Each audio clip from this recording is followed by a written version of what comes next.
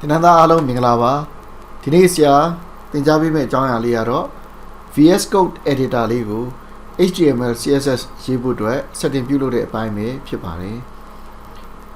Pramadon Siaru, Namuna Jida Samina Ligu, Pimpavame. Taro Siaru, HTML go, Zitarava. Any HTML Samina Ligu, Rosama Punti Lime solution, Dilumia Mapipari. Hello, Timasia Takupi like Bame, Kumura Science School, Kumura Science for Kick, so we be like Bame. Save low like Babi. Dame Dima Saminaga Mapiawa, Kumura Science and in a Jenny gave. Refresh low be like Madali, Kumura Science for Kick, so we are Saru Pione time, Piawi Piavi Mapipari. That's when Sarah go my save low like unit. Browser Myanmar Mopene, Saru Piambi Nibu, Save Low Binibu, Lu Anima Pibare, Refresh Piano Biniama Pibare. Ero Nenebian like Refresh Piano like so in same Pivau, Saru Lugena, Dima Save Low like unit, Control S Navy, Editor ma Save Low like unit, Browser ma Piano, who call Mama. I look you don't have to solution, Saru, the VS Code extension lady. Don't you name it? Extension is don't you have here? Go here, Savamia, Pumia Waziba. Live Sava Subishaleva.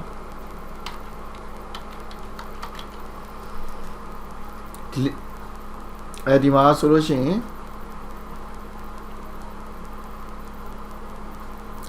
The version you install Leva.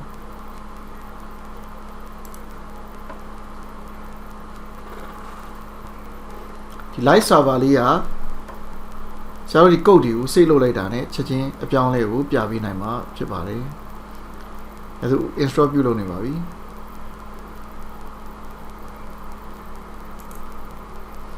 Install of URL Chima, Saru Takapi and Viro, Sanjibame. Usiaru Tikogu, Champion Yejibame. Guna to the science for kicks to the house, Saru for kids to the Hallyu, Chalibam. He is still over.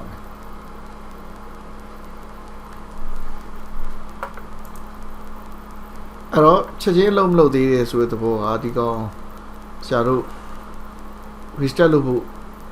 Rurelu Timare, Vistep Yalojiva. Lissava Lulubu resolution, Sarua. Tima co-live so the pattern you click on map Chipari. Agusoin Rosalia Tisamina Piavi Nibi Chipari. Hello Sarutima Go to one P. Jibame Udima Kunda Science Urao, Kunda Swiss Salon Liu Sapchaliba. Shall I be raw? Tima automatic chain wara to Yama Pibari. Hello, say low light on it. The Vega refresh Malubene, automatic granny Pibari. Bableso, the Matua, Savane, granny address Pibari. A 2 address car 5500, the pool address car navy or granny Pibari. Dirotisium Luba. Hello. Saudima certainly the Kushibari. Arrow Control plus Damo is setting and the Toaviro, or to save setting you Toaleba.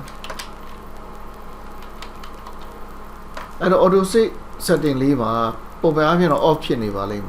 to the Fauga. Tao a chain who a dream was Salo Melo Pita Luchin, Sarutu, or to save Pulo Pivari. Hello, auto save Pulo period Raja, Utima. See Lucia Maluven, could be like the Harry. You are being with that you are Bali. Does it automatic being with that Pietro Bali? And a could be like the Cody, automatic a low dollar Trajan or Giara, Yans and Gia Chipari. Say Lonisia Maluro, the Paranlet on Inisia Maluro.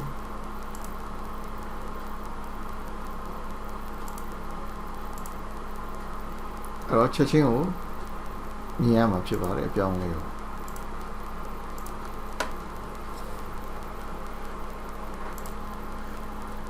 အခုထပ်ပြီးတော့ရှင်းပြပေးခြင်းနဲ့ tool လေးတစ်ခုကတော့ extension လေးကတော့ VS Code မှာဆိုလို့ရှိရင် PDF code formatter ပဲဖြစ်ပါတယ်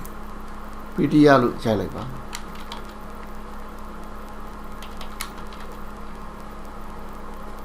အဲ့တော့ရှေ့ဆုံးမှာပေါ်လာပါလိမ့်မယ်ဒီ code formatter လေးကို install လုပ်လိုက်ပါသူ့ကိုသုံးရတဲ့အားသာချက်ကတော့ဒီ code တွေကို format ပြုလုပ်ဖို့အတွက်ဆိုရင်သူက auto ပြုလုပ်ပေးနိုင်တဲ့အတွက်ကြောင့်ဖြစ်ပါတယ်အဲ့တော့သူ့ရဲ့ setting လေးတွေကိုဒီကနေပြီးတော့ setting တွေကနေတွားပြီးတော့ရှာကြည့်နိုင်ပါတယ်သူနာမည်လေးနဲ့ရှာပါ PRETTIE စနာမည်လေးနဲ့ရှာလိုက်လို့ရှိရင်သူ့ရဲ့ setting လေးတွေတွေ့ရမှာဖြစ်ပါတယ်အဲ့တော့တချို့နေရာတွေမှာ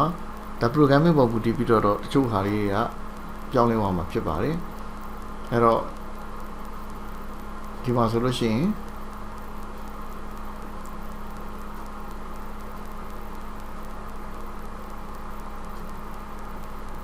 သူ့ရဲ့ setting လေးတွေကိုတွေ့ရမှာဖြစ်ပါတယ်အဲ့တော့ double code ဒီနေရာမှာ single code ပြောင်းခြင်းနေဆိုရင်လည်းဒီ tick လေးပေးထားလိုက်လို့ရှိရင်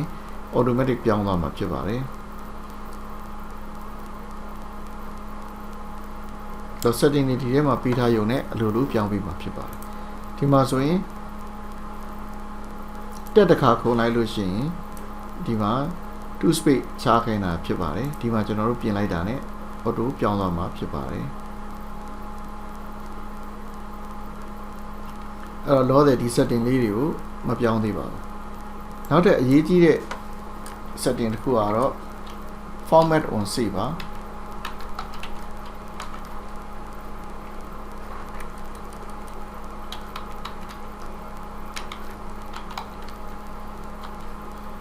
အဲ့ format on save ကိုပေးထားခြင်းအပြင် save လုပ်လိုက်တာနဲ့ဒီ setting အတိုင်းနေခုန PDF ကနေပြီးတော့ automatic format ပြုလုပ်ပေးသွားမှာဖြစ်ပါတယ်အဲ့တော့ format on save ကို setting လေးပေးထားဖို့လိုအပ်မှာဖြစ်ပါတယ်အဲ့တော့ဒီ HTML မှာသိပ်မသိတာသိပြီမဲ့နောက်ပိုင်း programming တွေမှာသူကနေပြီးတော့အများကြီးထောက်ကူပေးပါလိမ့်မယ်ရှားတူလေးတွေဆက်ကြည့်အောင် extension လေးတွေကျွန်တော်တို့ဒီ programming တွေရေးတဲ့ချိန်မှာ green တွေကိုအများကြီးသုံးပြီးတော့ရေးရတာဖြစ်ပါတယ် green ဖွင့် green page တွေအဲ့ green တွေကိုတစ်ခုနဲ့တစ်ခုခွဲခြားဖို့ဆိုတာကခက်ခဲတစ်ခုလို့ဖြစ်လာတတ်ပါတယ် program လေးတစ်ပုဒ်လောက်နမူနာကြည့်အောင်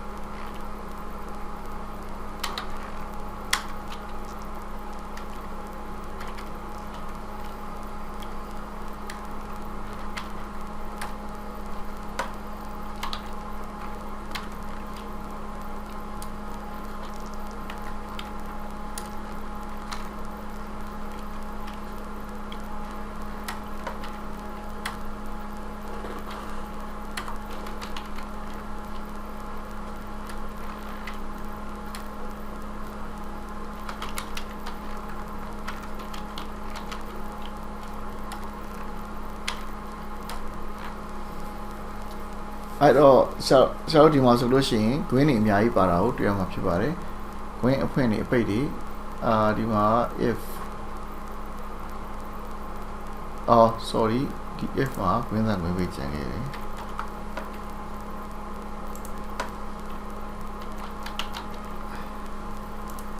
အဲ့တော့ဒီထဲမှာ value တွေကိုထည့်လို့မရဘူးဆိုတော့0 1 something ကိုထည့်လိုက်အဲ့တော့ဒီမှာဆိုလို့ရှိရင်ဒီ green တွေကိုအရောင်လေးနဲ့ခွဲခြားပေးနိုင်ပို့ပြီးတော့အဆင်ပြေမှာဖြစ်ပါတယ်။တစ်ချက်ကြည့်အောင် ခုနကဆရာတို့ control save ပြုလုပ်တဲ့အချိန်မှာ PDF auto format ပြုလုပ်ပြီးသွားတာကိုတွေ့ရမှာဖြစ်ပါတယ်အရင်တစ်ချက်ပြန်စမ်းကြည့်အောင်ကုတ်တွေကိုမညီမညာနဲ့ဖန်တီးပေးထားမယ် control S လုပ်လိုက်ဒါဆိုရင်ခုန PDF နေပြီးတော့ auto format ပြုလုပ်ပေးလိုက်တာဖြစ်ပါတယ်အခုဆရာတို့ဒီ green တွေကို use ဆိုင်အောင်ဒီ green တွေအတွက်ဆိုလို့ရှိရင် bracket pair bracket bracket pair ဒီအစုံလိုက်တွေကိုအရောင်နဲ့ color izer အဲ့တော့အရောင်နဲ့သူကခွဲခြားပြီးမှာဖြစ်ပါတယ်အဲ့တော့ install လုပ်လိုက်ပါမယ်အခု install လုပ်ပြီးသွားပါပြီဒီ colorizer လေးကဆရာတို့ဒီ code တွေကိုဘယ်လိုပြောင်းပေးမလဲကြည့်အောင်အခုပဲချက်ချင်းပြောင်းသွားတာကိုတွေ့ရမှာဖြစ်ပါတယ် same level တူတဲ့ green တွေနဲ့အတွင်းထဲက green တွေကအရောင်မတူဘဲနဲ့ကွဲသွားတာကိုတွေ့ရမှာဖြစ်ပါတယ်ဒီ if တွေ as if တွေက same level ဖြစ်တဲ့အတွက်ကြောင့်အရောင်တူပါတယ်သူ့ရဲ့အတွင်းနဲ့သူ့ရဲ့အပြင်အကောင်တွေက green တွေကအရောင်မတူပါဘူးဒီနည်းနဲ့ဒီ green တွေကိုအရောင်ခွဲခြားပေးနိုင်ပါတယ်အဲ့တော့ HTML ကတော့ဒီလောက်ခွဲနေမများတဲ့အတွက်ကြောင့်သိတာမှမဟုတ်ပါဘူးဒီလို programming တွေကြားမှာပဲသိတာမှဖြစ်ပါတယ်အခုဆရာတို့နောက် extension တွေတခုကို install ပြုလုပ်ပါမယ်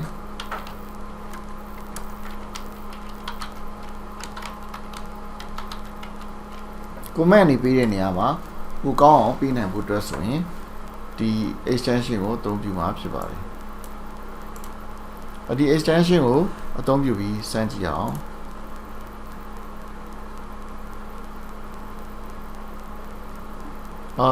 သူ command ကိုသုံးတဲ့အချိန်မှာဆရာတို့အရင်ရေးနေကြနဲ့ကွဲပြားသွားမှာဖြစ်ပါတယ်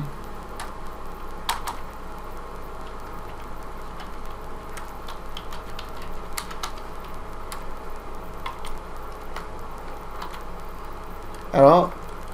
sorry ဒီမှာ HTML မှာတော့စမ်းနေလို့ဆရာတို့ဒီ C command လေးကိုစမ်းကြည့်ပါမယ်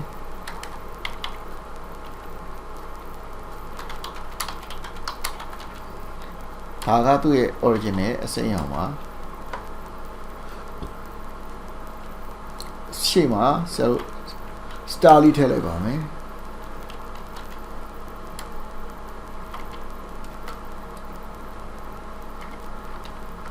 ဒီမှာဆိုရင်အရောင်ပြောင်းသွားပါပြီ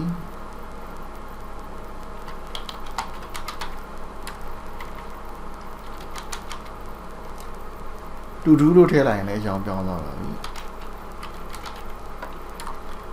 စသဖြင့်ဒီ command တွေကိုပဲအရောင်နဲ့ခွဲပြီးတော့ပြဖို့အတွက်ကိုအသုံးပြုနိုင်ပါတယ်ဒီ command လေးရဲ့အရောင်ကိုဒီမှာကြည့်လို့ရပါတယ်ခုနကတော့ဒီ web view error တက်နေတဲ့အတွက်ကြောင့်တေချာမမြင်လိုက်ရတာဖြစ်ပါတယ်အခုတော့ဒီမှာမြင်ရပြီဖြစ်ပါတယ်အဲ့တော့ပုံမှန်တိုင်းဆိုရင်သူကအရောင်တစ်မျိုးဖြစ်မယ် star ထည့်လိုက်လို့ရှိရင်အစိမ်းရောင်အရင်ထွက်လာမယ်ဒီ exclamation ပါလို့ရှိရင်အနီရောင်ထွက်လာမယ်စသဖြင့်အရောင်လေးတွေကွဲသွားမှာဖြစ်ပါတယ်အဲ့တော့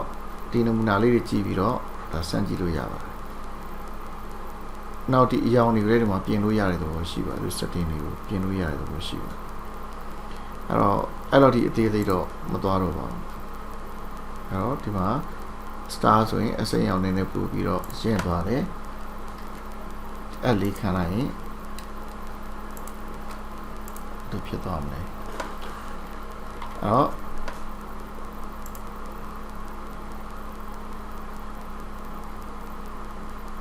တူရှိမယ်လောက်ပါအခု extension လေးအသစ်တစ်ခုကိုထပ်သွားအောင်အခု extension လေးကတော့ HTML CSS support ဖြစ်ပါတယ် HTML CSS အဲ့တော့ HTML CSS ကို support လုပ်ပေးတဲ့ကောင်ဖြစ်ပါတယ် install ပြုလုပ်ရမှာ အဲ့တော့ extension လေးတွေကအသုံးဝင်တဲ့ feature လေးတွေစမ်းကြည့်အောင်အခုဒီမှာဆရာတို့ဒီ server ရဲ့အောက်ထဲမှာ div element တစ်ခုထည့်မယ်ပုံမှန်တိုင်းဆိုလို့ရှိရင် div class ဆိုပြီးတော့ရေးရမှာဖြစ်တယ်အဲ့ဒါကိုဆရာတို့ကအဲ့လိုမရေးဘဲနဲ့ dot အဲ့နာမည်ကိုဆရာတို့ကထားပါတော့ session 1ဆိုပြီးနာမည်ပေးလိုက်အဲ့တော့ enter ခေါက်လိုက်တာ ਨੇ ဒီ session တစ်ခုလုံးကို auto ထည့်ပေးပါမှာဖြစ်ပါတယ်အဲ့တော့ဒါလေးတွေကနမူနာလေးတွေဖြစ်ပါတယ်အဲ့တော့တခြား extension တစ်ခုတော့ဆက်ကြည့်အောင်အခု HTML နဲ့ဆိုင်တဲ့ snippets တွေရှိပါတယ်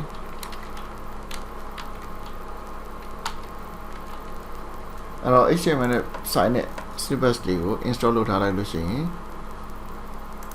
auto ဖြစ်ပြီးသွားမှာဖြစ်ပါတယ်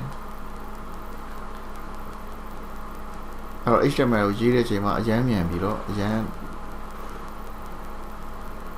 လွယ်ကူလာမှာဖြစ်ပါတယ်ဆရာတို့ဒီ snippet ရဲ့အစမ်းလေးတွေနည်းနည်းစမ်းကြည့်အောင်ဒီမှာဆိုလို့ရှိရင်ဆရာတို့ပုံမှန်တိုင်းဆိုလို့ရှိရင်div နဲ့ရေးတဲ့ code ကလေးကိုပဲ div dot ဒါဆိုရင် class ကို auto ထည့်ပေးလိမ့်မယ်ဒါအပြင်သူ id ကိုထည့်ပေးခြင်းနဲ့ဆိုလို့ရှိရင် div chef id1 ဒါဆိုလို့ရှိရင်ဒီလိုမျိုးထည့်ပေးလိမ့်မယ်ဒီနှစ်ခုကိုပေါင်းပြီးထည့်ပေးခြင်းနဲ့ဆိုလို့ရှိရင် div dot containerဒီ container chef id1 ဒီနည်းနဲ့တခါလေးဖန်တီးလို့ရနောက်ဒီ code တွေရေးရတာအရင်လွယ်ပါမယ်ဥပမာ order list ထဲမှာ UI နဲ့ဖန်တီးခြင်းနဲ့ဆိုရင် order list li ဒီနည်းနဲ့ဖန်တီးလို့ရorder list ထဲမှာ order list ဒီအများကြီးဖန်တီးခြင်းနဲ့ဆိုလို့ရှိရင် li ကို5ခုဆိုရင်5နဲ့မြောက်ပေးလိုက်ဒီလိုမျိုးအလွယ်တကူဖန်တီးလို့ရအဲ့တော့ဒီလို snippets တွေတုံးနေအဖြစ်ဒီ code ရေးရတာအရင်မြန်သွားစီ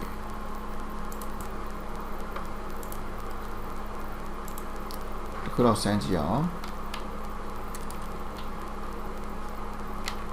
အခုဆိုရင်ဒီ code တွေကို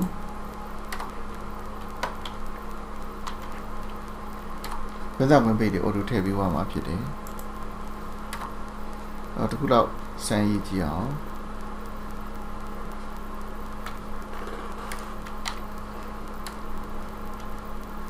lo program လို့ရေးလိုက်တာ ਨੇ ဒီစာသားတွေကိုထည့်ပေးမှာဖြစ်တယ်အဲ့တော့ဒီ sample စာသားတွေကိုအခုလိုမျိုးအရှိကြီးဝင်သွားတာကိုတွေ့ရမှာဖြစ်တယ်အဲ့တော့စာ byte တွေအဲ့လိုရှိသွားလို့ရှိရင်စာ byte တွေကို auto switch ပေးနိုင်ဖို့အတွက်ဆိုလို့ရှိရင် view တွေကနေပြီးတော့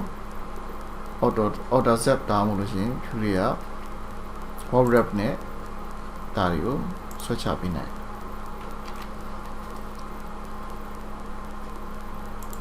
အဲ့တော့